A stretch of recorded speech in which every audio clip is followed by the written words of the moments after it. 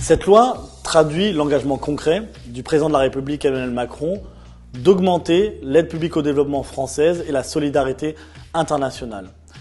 Sur tous les sujets, que ce soit la lutte contre les inégalités mondiales, la réduction de la pauvreté ou encore la lutte contre les changements climatiques, on doit travailler ensemble. Et on voit bien, dans des pays qui font face à des difficultés, où il y a de la pauvreté de manière très forte, par exemple sur le continent africain, mais aussi en Asie, on doit se donner les moyens de faire plus et de faire mieux. Et donc sur du sujet comme l'éducation, la santé, c'est le travail en commun, c'est cette capacité à faire vivre le multilatéralisme, à coopérer, qui nous permettra de résoudre les problèmes. Et donc cet engagement, il a été formulé en 2017, il est tenu dès cette année avec cette loi qui nous permettra d'atteindre nos objectifs et de répondre à notre hauteur, à notre place, aux grands enjeux du monde. Dans la période que nous vivons, avec la crise sanitaire, économique et sociale que nous connaissons, il est légitime de se poser la question, est-ce que la priorité doit être à l'augmentation des moyens pour la coopération internationale ?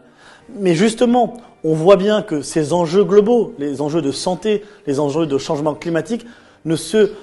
résolvent pas tout seul dans son coin et qu'on a besoin d'une coopération, qu'on a besoin d'une augmentation des moyens pour les régler définitivement. Si un pays n'est pas vacciné, si une partie de la planète n'est pas vaccinée, on voit bien qu'on ne pourra jamais éradiquer totalement cette pandémie. Si on laisse de côté les personnes les plus vulnérables, qu'on les laisse seules face au changement climatique, on voit bien qu'on n'arrivera pas à atteindre l'objectif ambitieux qu'on se fixe sur cette question cruciale de l'environnement et de la protection de la biodiversité. Et donc, le local et le global sont liés, l'international et le national sont indissociables et c'est pour ça qu'on doit tenir ces engagements et que le président de la République, cette majorité, le gouvernement sont résolument engagés pour le multilatéralisme, la coopération et la résolution en commun de tous les défis mondiaux.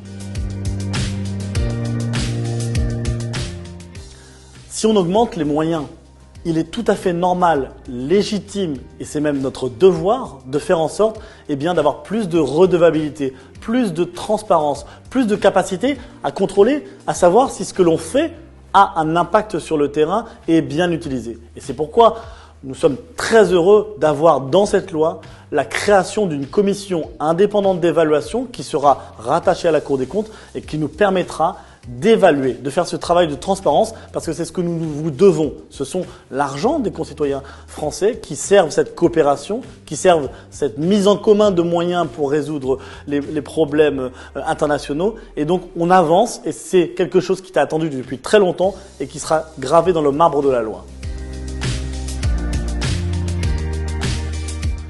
Pour faire face aux enjeux d'aujourd'hui, on ne peut pas utiliser, ou en tout cas se baser uniquement sur les solutions d'hier. Et les solutions qui vont nous permettre de répondre à tous ces enjeux de santé, d'éducation, de développement durable, ils se trouvent sur le terrain et partout.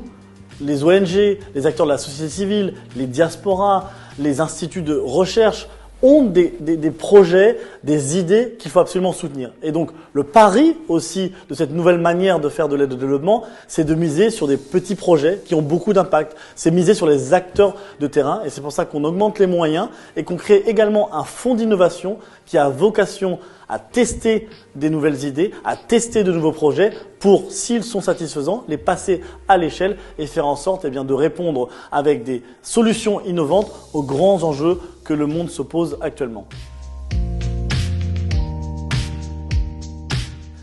Les milliers, voire les millions de jeunes qui s'engagent pour le climat, pour réduire les inégalités, nous montrent bien qu'il y a une soif d'engagement dans notre société, dans notre jeunesse. Et ce texte de loi, l'engagement qu'on a pris depuis 2017, va permettre de donner les moyens, les outils à tout le monde, qu'il soit dans les Côtes-d'Armor, à Paris, dans une grande ville, dans une petite ville, en ruralité, en bord de mer, de pouvoir s'engager. Il faut absolument que tout le monde participe aussi, s'il le souhaite, à ces actions de solidarité internationale et de dire que cette politique-là n'est pas réservée qu'au gouvernement, à gouvernement et que tous les acteurs de la société peuvent et doivent se mettre en mouvement pour répondre aux enjeux et aux défis communs. C'est l'engagement, c'est la volonté et c'est le sens de cette loi. Et je vous invite vraiment tous à la lire et surtout à s'en saisir.